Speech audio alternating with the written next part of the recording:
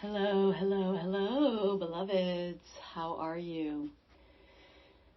Let's see, I'm recording this on the morning of May 10th, Pacific time, and I wanted to share a few things. I wanted to first, just from a human time perspective, share that May has increasing intensity as it goes, which I think we've talked about before, but I just want to kind of confirm for you that that's what's going on. And also that right now we're in this kind of interesting, we completed some things and we're waiting for some new things to start. And so there's a little bit of kind of in-between feeling that you may be having, or you may be sort of like waiting for the next series of awarenesses about your own plans or your own life design to fall in.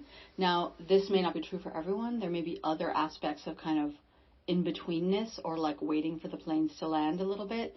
But I feel it's primarily a very interior thing, right? As opposed to like, oh, I'm waiting for, some physical thing to occur. It's a very kind of interior, like, okay, the new time sphere has opened and I've been doing the deconstruction and the clearing to step into the bonus round timeline that this new time sphere energy architecture is supporting and is allowing. And I've kind of stepped in, and there's a sort of emptiness in the new time sphere, because that's its design, in fact, is to be unwritten, as opposed to our previous experiences, which are very much of sort of like hopping timelines and kind of jumping up to higher and higher timelines as we go, and seeing other timelines kind of moving out ahead of us, whether they're lower or higher or whatever we want to call them. But those timelines, they've all kind of existed. And that's not the case in the new time sphere. It is like literally this beautiful empty sphere in which we can create whatever timelines we want. And the bonus round timeline that I've spoken about previously is the one that I'm really focused on for myself and hopefully for you as well, which is really this coming into just this pure kind of a delight, joy, unencumbered by the old pieces and the old rules and the old ways of experiencing.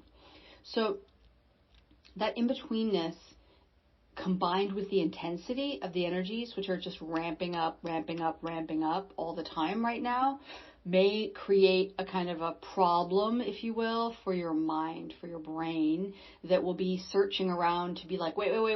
Let me like fill in what the next thing is. Let me understand what the next thing is. Let me control it. And we are very much in this collapse of understanding, as my friend Barrett coined it to me a couple weeks ago, which reminds me, oh my gosh, we did this like hour plus long discussion that was a transmission talk for you guys, and I forgot to upload it. That is so perfect for these current energies. That's hilarious. He's going to laugh at me. Okay, I will get that up later and share it with you, because it's just super powerful, fun stuff, and I encourage you to check that out when it comes.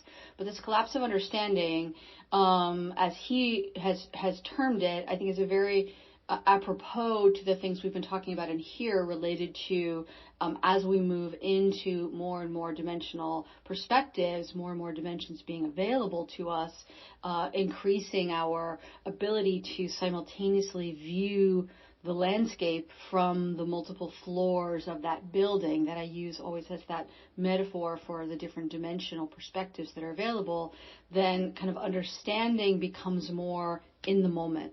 And so I've talked about how memory, your experience of memory, may be radically shifted or shifting, where it's sort of like things that happened a little while ago feel like they happened ages and ages and ages ago, or you can't remember them at all. And this is really, again, this like coming into the nowness, which is really where all the different dimensional perspectives are available, and also the gap, if you will, between how matter is organizing around energy is getting smaller and smaller and smaller, and that gap shortens as a function of your own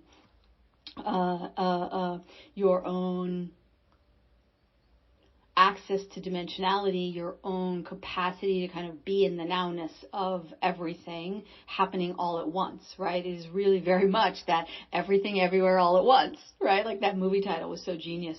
As soon as that came out, I was like, I don't even know what that movie's about, but I'm going to see it just for the title. Because that's actually what's true, right? And then we get into the quantum side of things and really understand how that's actually really true.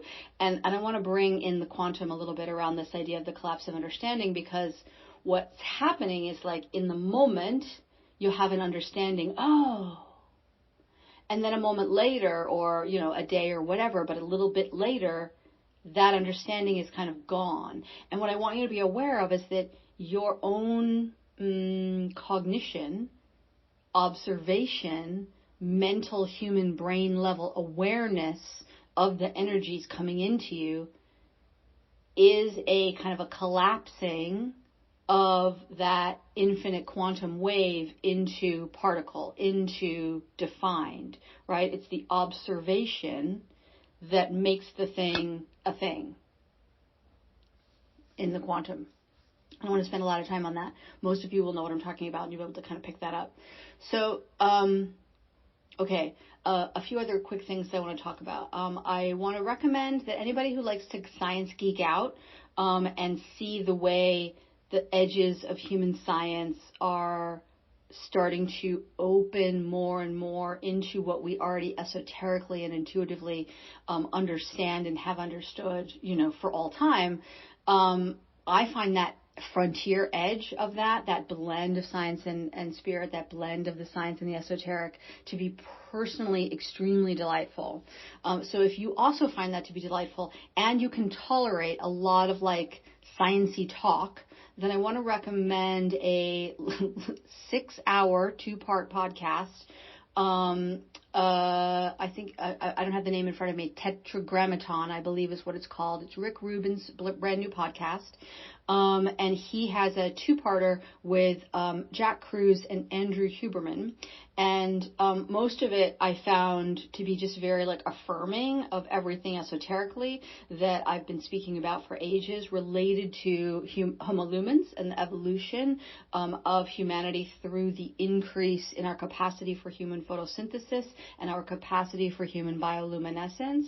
And they're essentially kind of digging down into the biological and quantum biological functions or mechanisms that are creating that human photosynthesis and human bioluminescence to be able to exist in the first place, which it does exist in all of us already as Homo sapiens, but then also kind of the clues are in there around some of those biological processes and quantum biological processes needed for, leaping up. And really the sort of the TLDR is essentially sunlight, particularly sunset, sunrise, sunset, and kind of getting your body used to being able to be in more sun. And I know many of you are going to say, I have significant sun sensitivities. Do not damage yourself. This is not about pushing yourself, okay? Just that early sun and that late sun, that's great. That's plenty, okay? Just get it on your skin. And then over time, you may find getting more and more of it into your skin, And also with your eyes as well. Very important in your eyes. I don't have contacts, but I know many of you do. You should be aware that there's a very specific discussion in this about contacts actually interfering with really vital solar rays that need to get into your brain, that need to come in through the eyes. So you may want to think about adding into your mix of eyewear glasses as well as contacts, so that when you're outside you can take the glasses off and just have that sunlight, wherever you're at. I'm not talking about sun gazing directly per se. That's something that people should only do if they feel very guided to. And of course, the medical story would be that this is damaging to your eyes, so don't do it if you feel concerned about that. But generally speaking, in some of the human scientific literature, if you're able to sunrise, early morning sun, and late afternoon, like going into sunset sun, roughly about a 15-degree angle offset from the gazing at the sun is really ideal in terms of getting those solar energies into the brain, remembering, of course, that the eyes are actually the brain outside of the skull. The other really big fun piece of this, there's so many pieces in it that were really fun, but one that I was not aware of that was really like, aha, it felt like a little missing piece to the puzzle for me. He's talking about how we create essentially light inside ourselves, which is like, duh, of course we all know that, but that wasn't something that Huberman was aware of in the conversation. And so as they were breaking down that process, that was really interesting and fun to be able to observe. But specifically, he was addressing the fact that the mitochondrial mechanism that does this is radically enhanced and sped up by cold immersion, cold exposure. So for all of you who've been following me for several years, I've become absolutely obsessed with the guidance to get into cold water almost daily for several years. And there's a number of widespread kind of research studies around why this can be beneficial to biological functions.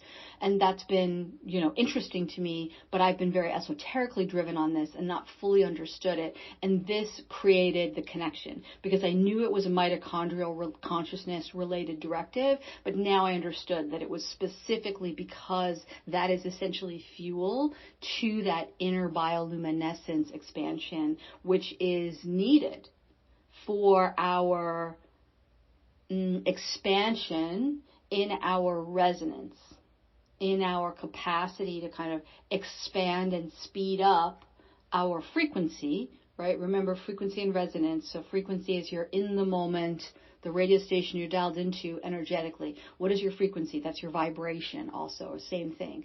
Frequency and vibration, same thing. And it's sort of like in the moment, your thought, your emotion, your frequency. Boom. What is it right now? It's this. Okay, what is it now? It's over here. Now it's down here. Now it's up there, right? Your resonance is the moving average of the most recent kind of data points of frequency. And I don't tell you when I teach about this, I don't tell you the moving average over X number of hours, days, weeks, months, because it's different for each person based on where you are in your process. And then matter organizes around your resonance. And this is a safety that's built in because some of us I can remember when things internally for me were kind of a shit show and it was like all over the place. I would not want to be creating in the moment on the fly without a gap. That buffer is really important, right? That moving average functionality of density-based existence is very, very useful, right? So when we get impatient, we have to remember that, right? Like, okay, this is just helping me. So then we get better and better and better particularly through working with the nervous system and the brain, right? Working with the neurobiology, we get better and better and better at having a higher level of frequency more consistently. So both elevating, raising that frequency and being more consistent. And I would actually argue that consistency may even be more important than the kind of the elevation level, because it actually can be a little challenging to manage if you're very spiky in your frequency. This is a phase that many of us go through and that we revisit as we go along, where you kind of have these big spikes up and then you have to sort of deal with the kind of dip down as essentially, frankly, your neurobiology and maybe other aspects of your biology, but particularly your neurobiology is catching up and is expanding to be able to hold that higher frequency.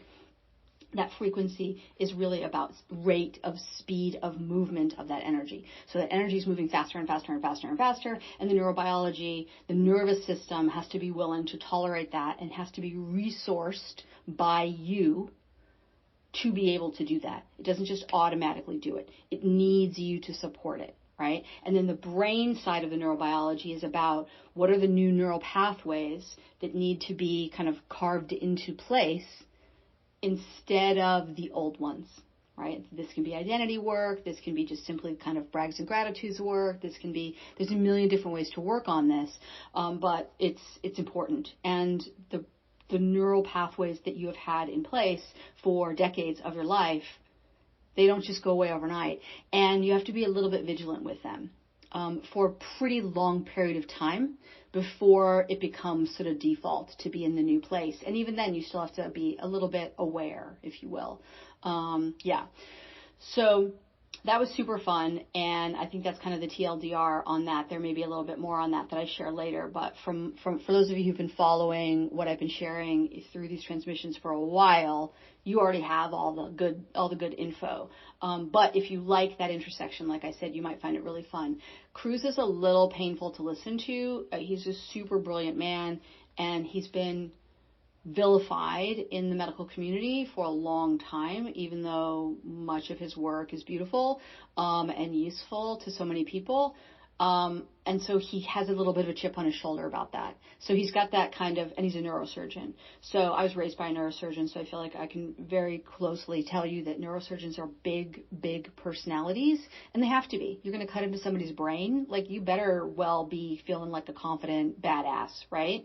But that can sometimes be a little painful to be in the room with for a long time. And when you couple that with the chip on his shoulder about like, hey, nobody's been listening to me for ages, there can be a little bit of a like, ugh, okay, like let's roll back that insecurity just a little bit. Like just, it's okay, you're fine, everything's good. Like we're seeing you, it's all right.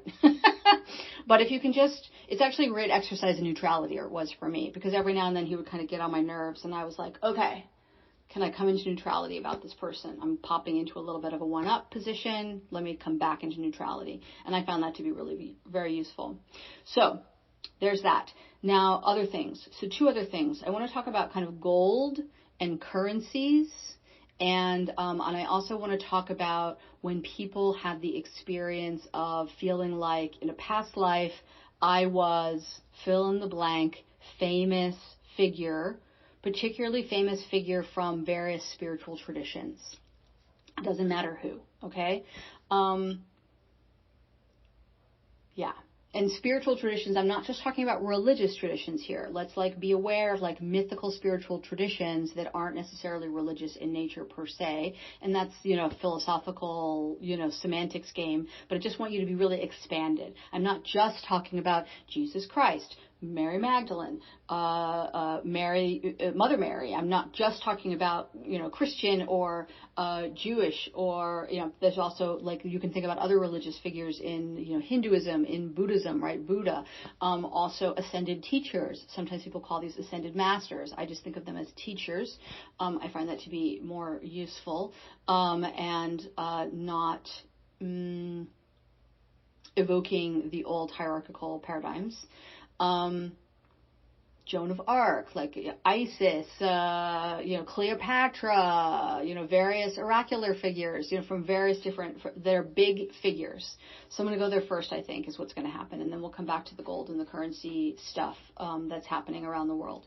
So what I want you to be aware of is that for 99.999% of the people on the planet who believe that they are a reincarnation of fill in the blank big spiritual figure. They were not. They are not. And here's why that's actually a good thing for them to come into. Okay?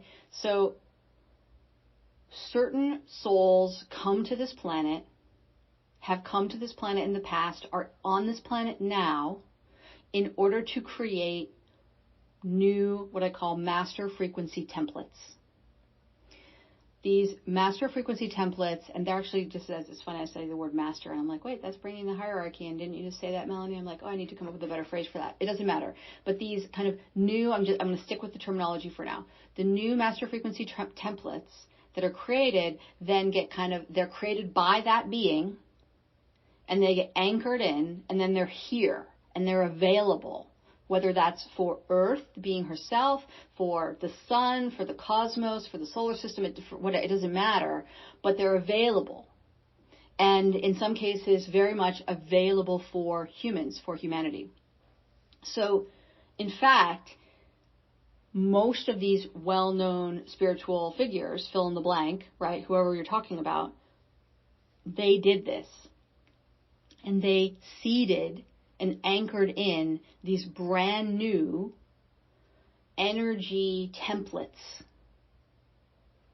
that are available for anyone who wants to bring them in and add them in to the mix of how they are experiencing their soul here, their cosmic self here in this human form. So this is why this is really good news, because if you are locked into a narrative that says, oh, I was Mary Magdalene, I was Jesus Christ. And I'm bringing this up because for some reason, these two beings in particular are coming up all the time recently in people's communications with me. And I just want you to be aware, but it could be anything. I was this person, Oh, you weren't this person. You can be all of them. Bring all of them in. You're not limited to being what they were. And what you're here to be, and therefore the energy codes and templates that you came here to create have never been created before, have never existed before, and they cannot come into being unless you step up and into them. So if you stay locked in a storyline that is, oh, I was so-and-so and now I'm here again, that's it. That's the end of the story. You've essentially cut yourself off from a variety of different truths about yourself and the opportunity to be in the fresh, new, embodied creational existence that you came here to have. Now, I'm not saying to not enjoy when you have these visceral, inner, esoteric kind of wow of like, I'm in the memory. Like I've had many of those, too many of them to name here, where I'm like, wow, for like a week or a day or a month or whatever, where I'm like, I completely know that story, that experience. Perfect. Bring it in, add it in to kind of your palettes energetically, internally. Seek out the stories of others that are big stories and feel into where is there an energy template that's available for me. Great, let me bring it in. I'm going to be Arthur, right? I'm going to be Merlin. I'm going to be the Lady of the Lake. I'm going to be Buddha. I'm going to be Kuan Yin. I'm going to be Isis. I'm going to be Newt. I'm going to be, it doesn't matter, Thoth, however people say his name. It doesn't matter, right? Pick what you want and then see if you can feel into it. That's an option too. Or you can just let them spontaneously come in. But all of this can only be useful to you if you do it in service of finding within yourself the pure jewel that is uniquely you, that is nothing and nobody else at no previous time, so that you can be that. And be in that and the beingness of that and creating from that place.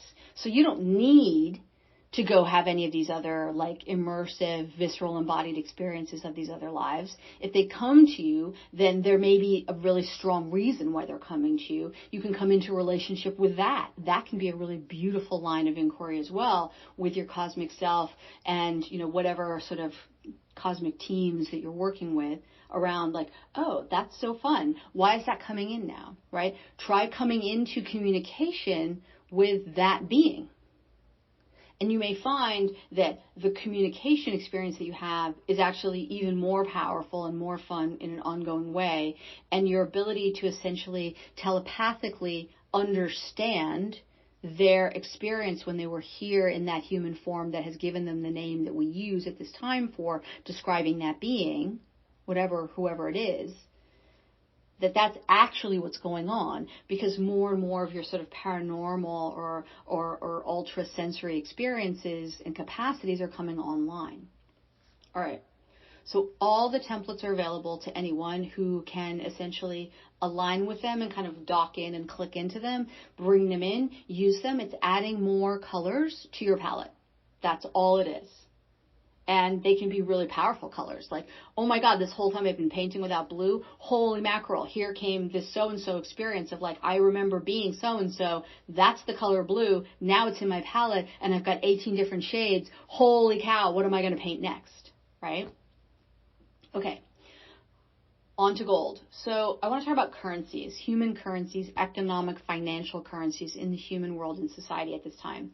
There's often a conversation that's been had different permutations around, oh, the US dollar and other currencies are fiat currencies that aren't tied to anything. We need to tie them to gold, right? Or something like that, because it's not real. We need to tie them to gold because gold is real. Let's talk about gold for a minute. So the current societal understanding and paradigm of gold as a kind of a currency or as money is completely debasing what gold is. And it's essentially like a deeply degraded, like tiny little fractal of golden energies that are source energies that kind of flow through everything. And these beautiful, high, pristine golden energies, same is true with the silver energies, same is true with those pure, whiter than white light energies, which I think of as kind of the diamond energies, right? And so we have silver, we have diamond, we have gold, we have other things, right? That these energies have come into Earth, the being, and she has brought them into form. And then we have degraded them entirely and turned them into like, this is currency, this is the good stuff, we got to get more of it, and it's a zero-sum game, and blah, blah, blah, blah, blah. So the whole currency conversation around, oh, we have to change the way our currencies are in order to have them tied to these physical items that we rape the earth to access and damage many humans in the process, as well as the rest of the kind of natural world where they are. No, that's not where we should go. We should be going to where we will go, whether people want to go there or not, it doesn't matter. Where we are going is that your resonance and your integrity is your currency. And some of you are like, yeah, I can't pay the light bill with that. I'm like, actually, you kind of can. When your relationship with money energies and your relationship with energy into matter is such that you actually can create income for yourself from that place, then in fact you are paying the light bills from resonance, from integrity. Now, that's not to diss anybody who's not doing that. We've just barely begun. We're like at, 1%, maybe 0.001% of humans shifting into this way of existing outside of it just being purely miraculous. We're going to a place where it's the norm, but we're in a journey on the way. That doesn't mean that you personally can't radically accelerate to the place where, in fact, that is how you're living. I know that because that is now how I'm living. And I didn't used to live that way, and it was really frustrating, and I fucking hated it. So I get it. I really get it. I know what it's like. And I do know what it's like. People sometimes are like, oh, you live in that beautiful house on the lake, and la, la, la, la, la. And I'm like, hey, I can remember multiple times earlier in my life as a single mother raising a child. How many times was I like, I don't have any money to pay the bills. The bank account is in the negative amount. What am I going to do? I know that experience very viscerally in this lifetime, not just in others. So I think it's important to say. Okay, so what's really going on is that it's this degradation and kind of these artifacts showing up of this degradation of our understanding, like the tiniest little bit of a glimmer has come through and it's been sort of perverted into something else. And the story doesn't have to be it was perverted on purpose. It can just be a function of greater and greater density over time, greater and greater density over time in society, right? Yes, there have been interference energies in society accelerating this, but this would have happened anyway. It was part of Earth's journey. And we're here on Earth. So guess what? We get to go along for that ride. We're not in charge of that ride. Earth is in charge of her own ride, just like you're in charge of your own ride. You say, but wait, how can I be in charge of my own ride if I'm on Earth and she's in charge of her ride? Well, Earth's in charge of her ride, but she's also doing that in a solar system that is its own being. She's doing that in a galaxy that is its own being. That galaxy is doing that in a super galaxy, galactic cluster, galactic structure that is its own being, that's in this universe that is its own being, that's in this cosmos that is its own being. That's how this cosmos is organized. Differentiated communion. Okay, the other thing about gold, like you see this with things like the mythologies around dragons, for example, where dragons are vilified in most mythological stories or even popular kind of folk-telling stories or current fantasy stories. Dragons are always vilified. They're evil, and they hoard the gold. The dragons are the wisdom keepers. And there are many, many, many, many, many different kinds of dragons, but they are the wisdom keepers, and the gold is the wisdom, And so this is this picture, unfortunately, of Smaug the dragon from The Hobbit, greedily sitting on top of the pile of gold under the mountain. That's just a complete, oops, inverted, got it wrong, Tolkien. I love Tolkien. There's so much that he brought through that was right, but a lot of it is also wrong. Actually, the dragons are protecting the wisdom and holding and keeping the wisdom, the gold, for the time when for the time when it's ready to be essentially used, ready to be loved, ready to be enjoyed. And until we can really switch into regenerative society instead of extractive society, that's not really been able to happen. Okay. All right. So I have to go. I can feel there's time pressures going on, but I really needed to record on this for you. And also I just want to say, speaking of stories, I did recently actually finally finish the fantasy novel, A Cosmic Fairy Tale, that I have been writing, that was given to me to write for approximately 4 years ago, a little more than 4 years ago. It's finally done. And I want you to understand this creation is actually an artifact of many of the new energy templates, master frequency templates that I have created for Earth and some for humanity, and anchored them in various different ways. And some of the ways in which I've anchored them in has been through the writing of this first story in the world of the Seven Stars stories, that many of which will be coming out in the future. And I feel those will be much easier, actually, to just sort of plop out, because they're just sort of all there. But that book is now available. You can get it for free as a digital download, as an advanced review copy in ARC. And I hope that you will do so, because it would be really meaningful to me to have you engage with the story and then let me know how you experience it.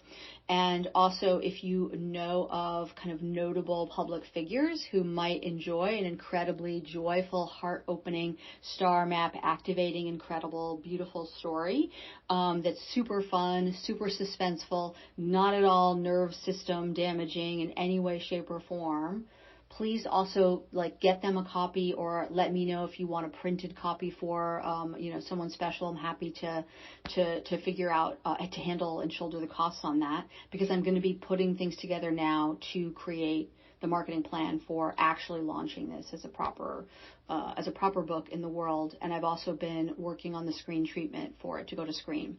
And I just last night got an email from somebody on the list of the early readers saying okay, I've only, I raced through the first half in an entire day. I couldn't put it down. It's incredibly suspenseful. This is also a blockbuster movie, by the way. And I was like, oh my God, that's so fun. I love it. So it's super nourishing when I can receive that. And if you have constructive criticism, I'm also very open to that as well. And I have a particular form that I have put the link to at the end of the digital book for people to give formal feedback as they see fit. And I'm going to be creating reader discussion groups, both with kids, because I really want to talk, now that the book is finished, I feel it's fair to offer it to kids. When it was only half done before and I was offering samples to people, I didn't want to do that to kids, because that's just mean. I mean, yes, it's mean to adults too, but we can handle it. So if you know kids who love fantasy stories, who love stories about magic, probably 8 and up, right? I think is probably the reading level, but it depends on your kid. I would love for you to give it to them, and I'm putting together a reader group of kids and also a reader group for discussion with me about their experience of adults as well. So yay! That's at melaniegillespie.com. And you can see right there on the menu, Elantari is the name of the book. Elantari, A Cosmic Fairy Tale. Yay! More creating, coming into form. Yippee! It's so fun. All right. I love you. Mwah.